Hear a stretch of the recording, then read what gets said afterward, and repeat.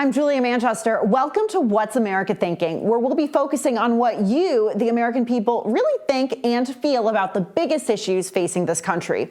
Are you fed up with the government and its inability to make your lives better? Does Washington even really understand your struggles? Join us each week as we dive into all of these questions and take on the disconnect between D.C. and the people. We're kicking things off with your number one concern heading into this election year, the economy. Housing is an absolute key issue. I work with young people all the time. They can't afford to live in a lot of the cities anymore. They're feeling like they'll never be able to buy a house. I couldn't believe that a burrito costs $16. I mean, the last time I was in Chicago, it was like 12, and now it's 16. I can't imagine actually actively living there.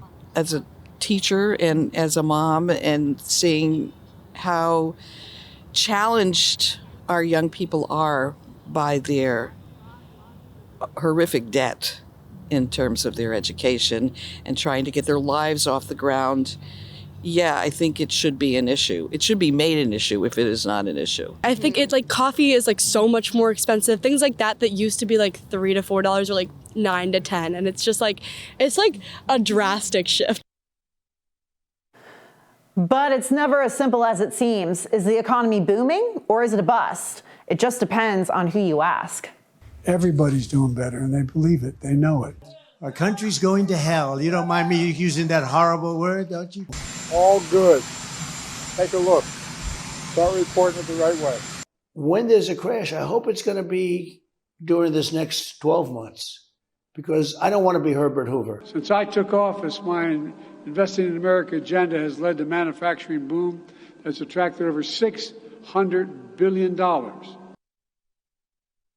It's time to wake up, Washington. Here to dive into what's really happening on the economic front is Chief Economist at the Economic Innovation Group, Adam Ozimek. Adam, thank you so much for joining us today. A recent poll from the AP shows 76% of people say their biggest economic concern is the economy, trailing far behind our foreign policy, politics, and immigration. Does that surprise you? No, this is consistent with what other polls have showed. It's pretty consistent with a variety of data sources. People they're not happy with the state of the economy right now. So it's not surprising in that sense. It's not breaking news. We know that people are upset with the economy, but it's surprising in the sense that the state of the economy is actually pretty good right now. Unemployment's low. Inflation has come back down substantially. It's not quite back to normal, but it's getting close to it. And real wages are going up. So, historically speaking, the economy is pretty good. So in that sense, there is a little bit of a surprise to the unhappiness that people are feeling. But the way to reconcile this is that it's been a rocky path to this economy. Yeah, I know that there's definitely a disconnect there, and that's confusing for a lot of voters. But we talked to Americans this week who say they're getting a lot of mixed messages. If you listen to Biden, the economy's doing great. But if you listen to Trump, we're doomed. So which is it? Well, let's start by adjusting both of their rhetoric a little bit. If we reel one side in, reel the other. So not everyone's doing good and not everyone's doing bad. I think the truth lies somewhere in between the two of them, in the sense that the economy is in objectively good shape right now. It's a good time to find a job. Inflation is under control. But the critical way to look at this, the thing that's closer to what Donald Trump said, is that it's been a tough path to get the economy where it is now. We had really high levels of inflation. We had a lot of chaos in the economy. It was hard to find certain goods, and it was not a great path here. And so I think you can recognize the way that the economy is pretty good. But it's been a rough path to here, and it's okay. It's okay for people to be upset about that. A recent CBS News poll shows that 76% of people said their income isn't keeping up with inflation. That's a huge number. Is this an accurate representation, and where do you see that number going from here? It's a tricky one because you have to ask kind of compared to what. Like if you look at the average growth rate in incomes before the pandemic, we're falling short of that a little bit. for a while, real wages were falling as inflation was growing faster than wage growth. But then within the last 6 months to a year, real wages have been outpacing or have been positive as wage growth has outpaced inflation. So are wages up compared to before the pandemic? Yes. But are they disappointing for many people? How much progress we've seen? Yes, that's also true. Yeah, I've got another comparison and polling question for you on that note. Another CBS poll compared young Americans' standard of living to that of their parents. 46% said their standard of living is worse today than their parents. Is there any hope in sight for young Americans right now? Well, there's always things to complain about. There's many things that young Americans can complain about that are legitimate problems with the economy, cost of housing being one of them. But there's no sense in which the standard of living today is worse than it was for young people worse than it was for their parents. There absolutely has been progress. I think what matters, though, is that we've seen less progress than the previous generation had. So, young kids today, their parents could look back at the generation before them and say, wow, we've come so far since then, compared to the World War II generation, the amount of incredible economic progress that the baby boom generation saw. And now millennials look back and they say, well, we've seen some progress, but not as much. So I think we have to be realistic. Things are better now. The standard of living is higher. There are a lot of goods and services we have now that we didn't have then. Average incomes are higher, but it would be better if we were seeing progress accumulate faster. So do you remember the movie Home Alone with Macaulay Culkin? There's this TikTok trend going around where people are adding up Kevin's grocery list. You see Macaulay Culkin there as Kevin now.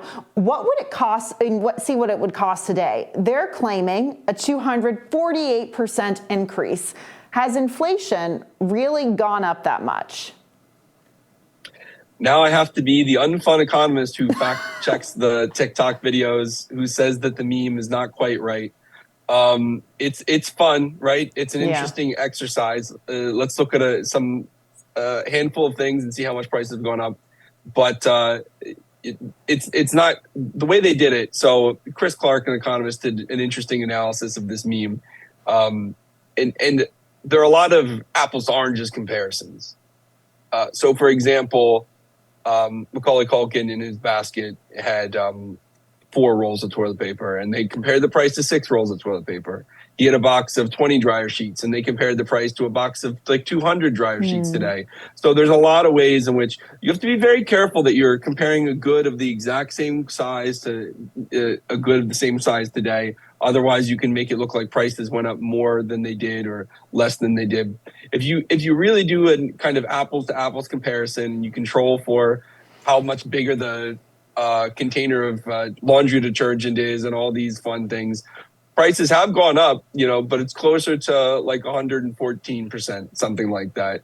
So that's not great. I mean, if what you're concerned about is simply our prices going up, but the reality is that wage growth over this time has gone up 170%. So what we want is wages to be going up faster than prices.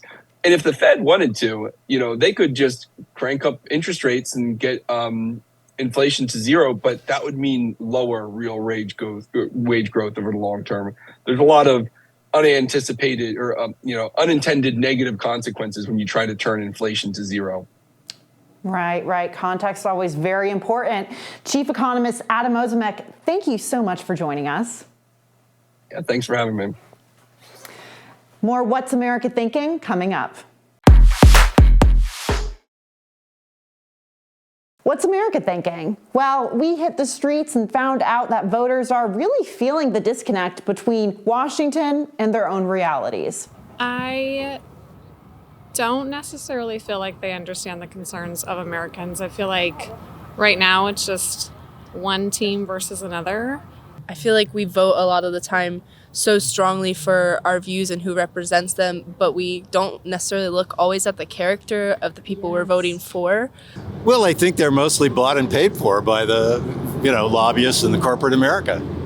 And I'm a Republican. I definitely feel as if there's a disconnect, especially with less privileged communities in America. I definitely think the younger generation is kind of pushed away more rather than, listened to. And I think it's really important that the younger generation is more listened to now, especially because, I don't know, I think we're the next big chapter. We know Americans are not always feeling heard, but that didn't stop some voters from braving the blizzard to show support for their candidates in Iowa earlier this week. But what do the results of the Iowa caucus represent going forward? We're going on the record with Scott Tranter, Director of Data Science from Decision Desk HQ. Scott, thank you so much for being here with us. Thanks for having me. Yeah, so Scott, just to jump into it, I was just in Iowa and all eyes were on Trump, who swept the caucus with a commanding 51% of the votes. A lot of major media outlets called it less than an hour after the caucuses started. So do you think that plays into America's skepticism about the election process? It certainly does on the Republican side. Polls, News Nation, The Hill, DDHQ polls show that anywhere from 40 to 50% of Republicans don't necessarily trust the election results from 2020.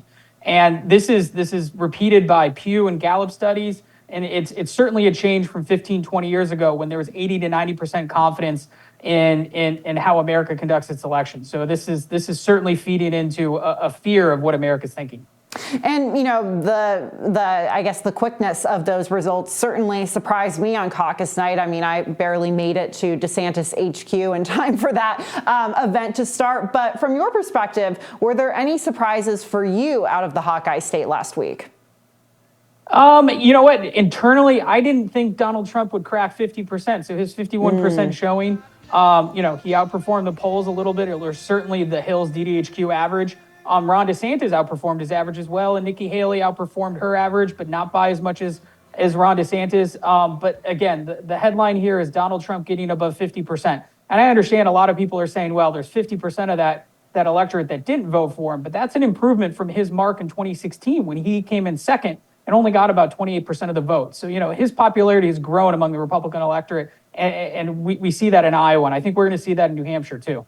That 50% number was certainly being thrown around in speculative conversations leading up to the caucuses. But $124 million were spent on Iowa campaign ads in the state, with only 110,000 people turning out to vote. That's more than $1,000 a person. Do you think it was worth it? If you're Donald Trump and you spend significantly less per voter, you've certainly got your ROI. If you're Nikki Haley and Ron DeSantis, you're averaging over $1,100, over $1,000 a vote, and potentially one or two more states left, I don't think you think it's worth it. It's interesting. We look at these numbers, cost per vote, quite a bit. And it's generally the candidates who are cheaper cost per vote are the ones who prevail. And it's usually because their earned media, their charisma, and how they connect with voters is really what gets them across the line, not these very expensive 30-second ads. Right now, Decision Desk HQ is showing Trump beating Biden nationally by 1.3%. Do you think Trump will carry this momentum into New Hampshire and the rest of the country going forward?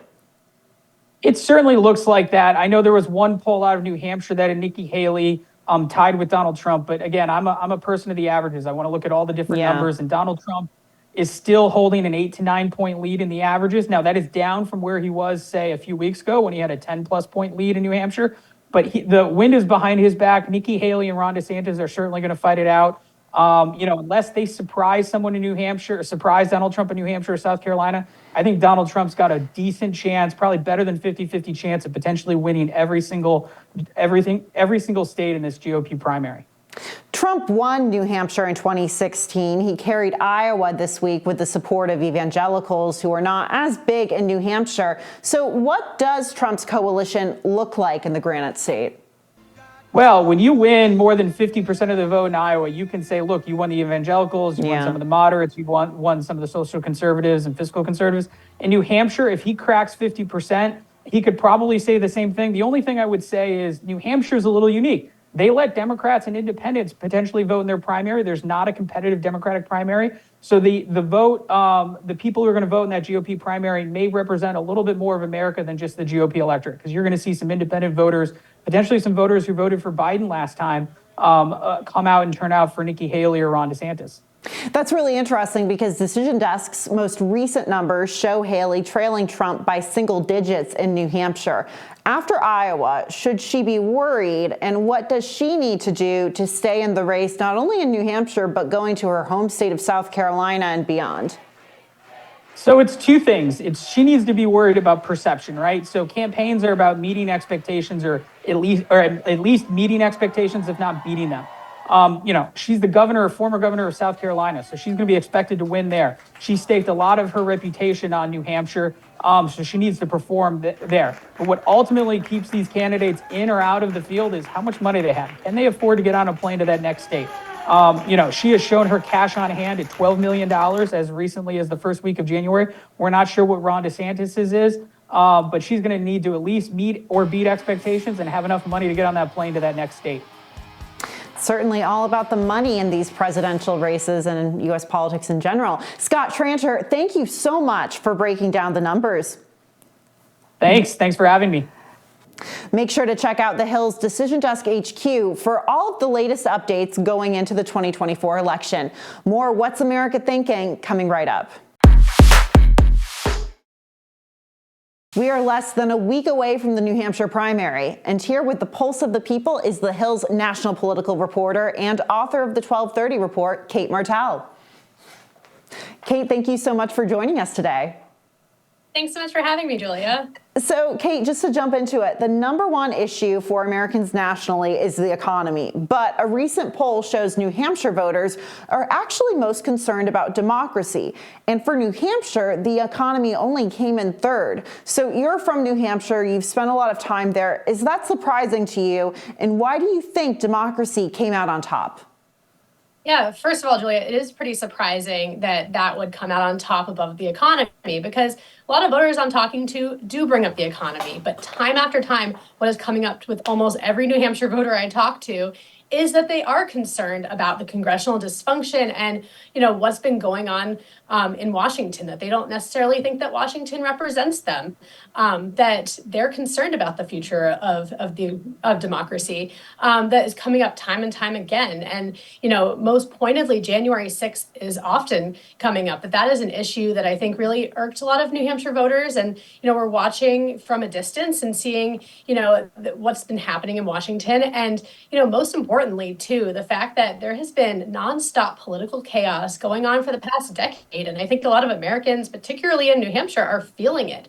That New Hampshire is not necessarily wants to be talking about politics all the time, but since in the past decade, you kind of see it coming up at Thanksgiving dinners on the sidelines of a Little League game, that all the people are talking about is politics, and they seem, frankly, pretty saturated by it. So, it's fascinating that the future of democracy would be the top answer in this type of poll, because you do see the economy also hitting people hard with inflation.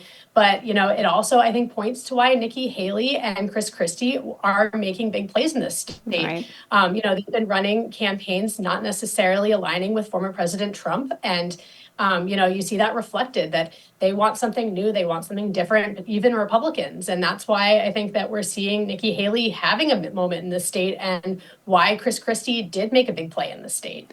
And we'll get to Nikki Haley standing in the state in a moment. But when you look at the breakdown on democracy between Democrats and Republicans, how does that look? Yeah, so when you actually break it down, that some Republicans are concerned about the future of democracy. It doesn't necessarily just pointedly, point to Republicans or, former President Trump's, controversial administration to some Democrats and independents. It also, I think, points to some of this congressional dysfunction. But I think even more importantly, most Democrats, almost nearly half of Democrats, said that was their top concern. That tells me a lot. That tells me that they want something new and they're looking for a change in the state. Immigration came in as the second biggest concern for New Hampshire voters, which is interesting because they're nowhere near the border. I experienced the same thing in Iowa talking to voters. That was at least a top two concern for a lot of caucus goers in that state. But what does that tell you, that so many New Hampshire voters are concerned about the situation at the U.S. southern border? Yeah, it's so fascinating that, like you said, that New Hampshire is nowhere near the U.S.-Mexico border. It does touch the Canadian border, but that's not the issue at hand. and that a lot of particularly Republicans are very concerned about what's happening on the border. A lot of New Hampshire voters that I'm talking to are concerned about national security and foreign policy issues. And I think that ties into it, that when we're talking about border security, they're worried about, I think, some of the influx of some immigrants coming in. And I think some of that is reflected. And then I think more broadly, when you talk about immigration, that's been a big issue for Republicans, particularly in the past decade. If we look back to 2016, it was all about build the wall. That has always been kind of red meat for Republicans. And then I think that message has evolved in the past few years to border security. We've seen, I think, this influx of migrants at the border. And there's been, I think Republicans have been pretty critical of the Biden administration on how they've handled relations between the US and Mexico border. And I think we're seeing that reflected. And that's why I think a lot of those Republicans would say that they are voting against the Biden administration because they don't like how that's being handled. And the biggest national story right now in terms of politics is the Republican presidential primary, but there's some drama for Democrats and New Hampshire Democrats right now. I mean, the national Democrats and the New Hampshire Democrats. There's a write-in Biden campaign to try and keep New Hampshire's first in the nation primary status. Break this all down for me. How did we get here, and will it ultimately work? Yeah, it's fascinating, Julia. First of all, that this was a time that I think Democrats thought that they wanted to expand who had the first in the nation, status, and they wanted to make it a more diverse state than they would argue Iowa and New Hampshire. Iowa basically said, okay, that's fine. We will move our date, but New Hampshire is absolutely fighting back time and again. Every New Hampshire voter that I've been talking to, every family member, every family friend, when I'm going up there time and time again, the issue that keeps coming up is how mad that they are that the DNC is taking away the first in the nation primary status. New Hampshire has had this coveted role for a century and takes it very, very seriously. What's different about retail politics in New Hampshire versus a lot of states that happen later, for example, Super Tuesday, is that candidates have to go answer one-on-one questions from voters. They're going to libraries, breweries, diner visits, going to town halls with just a few number of people. Sometimes they'll show up at a school and people feel like they're being heard. It's not just polished debates. It's not just political ads playing. It's not just pre-chosen questions at, an aired town hall event. That New Hampshire takes it very seriously. So now there is still a fight between the national party and between New Hampshire. New Hampshire is not taking it lightly, and they are trying to fight back and hold on to having the date. And that's why there's still a write-in campaign because, to have Joe Biden won't necessarily be on the ballot, but I think that some Democrats that want to hold on to it are trying to put this write-in campaign in. And I think interesting anecdote to show you just how important this is to New Hampshire voters, that the two states' Democratic senators, the same party as President Biden, actually skipped a White House event in December because they were so angry and from hearing from so many constituents they didn't want the primary moved, that they actually, bowed out of an event that, most of their colleagues went to in honor of showing that they were fighting for New Hampshire. So, I think it's really hit a nerve that in any reporting that I've been doing, that is time and time again the issue that seems to come up the most. It has really, I think, angered a lot of Republicans and Democrats alike. And I think they're really trying to hold on to it, even though that's not necessarily what the national party wants, because they want to expand it out and, have some more diverse representation than just New Hampshire and Iowa. Yeah, I can't emphasize enough for our viewers who aren't familiar with Iowa and New Hampshire politics how important and consequential that first in the nation status is to them. But what's the biggest difference between Iowa voters and New Hampshire voters from your perspective, and who will that benefit the most? Yeah, so to answer your first question, Julia, the biggest difference, I think, is how politically conservative. Iowa voters are much more deeply conservative, a lot more evangelical. New Hampshire voters, particularly Republicans, I think lean more libertarian. They're probably a little less religious than I would argue that a lot of Iowa voters are. So the way that a campaign would run in Iowa is very different than how it would run in New Hampshire. The issues that matter that we've been discussing have not been the social issues. That those have been, I think, very important to some other states. But in New Hampshire in particular, I think this could absolutely help Nikki Haley. That the reason, as I was saying earlier, that Chris Christie was running his campaign, his entire MO was to make sure that former President Trump was not president again. And he was running as a very moderate Republican. So when he dropped out, I would argue a lot of his support is likely going to Nikki Haley. Nikki Haley hasn't been, running as much of an anti-Trump campaign as Chris Christie has, but she also hasn't been running toe-to-toe with former President Trump. And she runs, I think, a much more moderate campaign. New Hampshire voters are pretty concerned with national security, like we were talking about with immigration and the border. And Nikki Haley is the former United Nations ambassador. That I think that they think she has a lot of credentials and a lot of confidence when it comes to foreign policy. So I think they see her as a bit of change, while not necessarily with Chris Christie just making his entire campaign about that. And I think the biggest difference when you look between those two voters is how politically moderate that they are. Right. And before we go, speaking of that ground game, you're from New Hampshire and you were there for the holidays. So I wanted to ask if you got anything interesting in the mail, and wanted to get your take on how inundated voters are getting right now with mailers, ads, that kind of a thing. Oh, Julia, people are completely inundated. That, just those photos are just a few of the mailers that my family received in a short period of time. That every day they're getting piles and piles of these mailers. And being home over the holidays, you turn on the TV, you can't make it through an entire commercial break without seeing a political ad. It is ad after ad, even subsequently arguing back and forth with each other. But I also think what's interesting that I've noticed and have heard other people say is that anecdotally, people aren't seeing as many lawn signs around as they had been seeing in previous campaigns. I think that probably shows that voters maybe aren't as excited as they have been in the past when you have a lot of candidates running, you have an open primary with a lot, no presumptive front runner. And from the people I'm talking to, haven't been putting out as many lawn signs. They just don't seem excited in the way that they seem. But that being said, there are tons of these ads, tons of these mailers, and I think they're going to continue to get inundated for the next week. 'Tis the season. Kate Martell, thank you so much, and I will see you in New Hampshire. See you there, Julia. That's it for What's America Thinking. Come back next week. I'm Julia Manchester. Be sure to like, share, and subscribe to the Hills YouTube channel. Also, make sure to comment and let us know what's got you fired up in your region of the country.